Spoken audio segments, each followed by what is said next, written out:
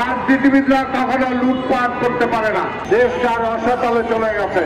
তাই যারা দোষ দেন, রাজনীতিবিদদের কথা বলেন, বিগত 15 বছর ধরে এই রাজনৈতিক কর্মীরা এই মাঠে ঘাটে এই সন্ত্রাসের বিরুদ্ধে লড়াই করেছে। এই পাইখানে পেশ করে দাঁড়িয়ে এখানে আমি যখন বক্তব্য দিচ্ছি, এখানে আমাদের মহাসচিব মির্জা ফখরুল ইসলাম আলমগীরের কোল থেকে আমাদের ছাত্র দলের কর্মী রাজকে টিভি পুলিশ জোর করে ছিনিয়ে নিয়ে তার হাত পা ভেঙে দিয়েছে। কোন রাজনীতিবিদের সমালোচনা করেন? রাজনীতিবিদ ওনারা যারা লুইটা পুইটা দেশটা খায়। রাজনীতিবিদরা কখনো লুটপাট করতে পারে না। তাই ভাই আমার, সেখানেও যদি সুবিধাবাদী থাকে সেটার জন্য সংস্কার দরকার। সংস্কার করেন যাতে বিচার বিভাগ নির্দেশ থাকে, যাতে হাইকোর্টের বিচারপতি শপথ নেওয়ার পরে কোন দলের আনুগত্য না নেয়, যাতে বিশ্ববিদ্যালয়ের কোন ভিসি কোন দলের আনুগত্য না নেয়, যাতে এই সচিবালয়ের কোন সচিব হওয়ার পরে যাতে কোন দলের আনুগত্য না নেয়, যাতে পুলিশ প্রধান, পুলিশ কমিশনার, সেনাবাহিনীর উচ্চ কর্মকর্তা হওয়ার পরে যাতে কোন দলের আনুগত্য না নেয়, সেটা সংস্কার করে। সংস্কার করে কালো টাকার মালিক যাতে না হওয়া যায়। সংস্কার করেন কিভাবে এই জাতিতে ভালো মানুষকে ভালো রাখা যায়, ভালো মানুষের চরিত্র যাতে হনন না হয়, ভালো মানুষকে যাতে চোর না হইতে হয়, সেটার জন্য সংস্কার করেন।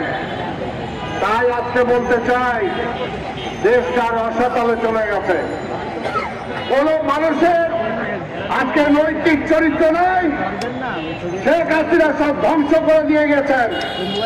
কারণ ঢাকা শহরে যারা বসবাস করেন, বুকে হাত দিয়ে খুব কম লোকই বলতে পারবেন যে তার ন্যায় উপার্জন দিয়ে সে টিকে আছে। 25-30 হাজার 40 হাজার যাদের ইনকাম আছে, 4-5 জনের ফ্যামিলি নিয়ে ঢাকা শহরে বসবাস করার কোন সুযোগ নাই। চালের দাম বাড়াইছেন, তেলের দাম বাড়াইছেন, গ্যাসের দাম বাড়াইছেন, পানির দাম বাড়াইছেন, আর বিদ্যুতের দাম তো আগেই খায় ফেলাইছেন। সে কাজে মানুষগুলো কিভাবে বাঁচবে, কিভাবে বাঁচবে সেটা সংস্কার করেন। সংস্কার যদি করতে চান, ওই জিয়া রহমানের দিকে তাকায় দেখেন। জিয়া রহমান এর জন্য বলে না এত সময় দেন, এইটা করতে হবে, ওইটা করতে হবে। জিয়া রহমানকে দায়িত্ব দেওয়ার পরে দুর্নীতি বন্ধ করছিলেন। আপনি একটা দুর্নীতি বন্ধ করতে পারছেন? একটা দুর্নীতিবাদকে ধরতে পারছেন? বাংলাদেশ ব্যাংকের সোনা কিভাবে পিতল হয়ে গেল, ওই গভর্নরে ধরতে পারছেন? হাইকোর্টের চিফ জাস্টিস খায়রুল হক এই দেশকে ধ্বংস করার জন্য এই তত্ত্বাবধায়ক সরকার ব্যবস্থাকে যে খায় দিয়ে গেল, সেই খায়রুল হক শুধুমাত্র পরবর্তী সরকারের একটা উচ্চ পর্যায়ে চাকরির জন্য সংবিধান ভেঙে সংবিধান করেন। খায়রুল হক তো সংবিধান ভঙ্গ করছে, শেখ হাসিনা সংবিধান ভঙ্গ করছে, ওয়াদুল কাদের সংবিধান ভঙ্গ করছে, স্বরাষ্ট্রমন্ত্রী সংবিধান ভঙ্গ করছে, পুলিশের আইজি কমিশনার সংবিধান ভঙ্গ করছে।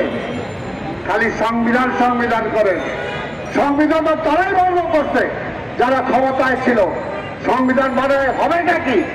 যদি যে ক্ষমতায় থাকে সে যদি সংবিধান না মানে, তো সেই কারণে বলবো আইন কোনো ব্যাপার না, কিন্তু আইন মানতে হবে। ওই মানার জন্য যেটা সেটা করেন। তাই নিজেরা ফেরেশতা আর সবাই চোর, এই কথাটা দিয়েন না, তাহলে নিজেদের ফলের বিরাট বের হয়ে যাবে।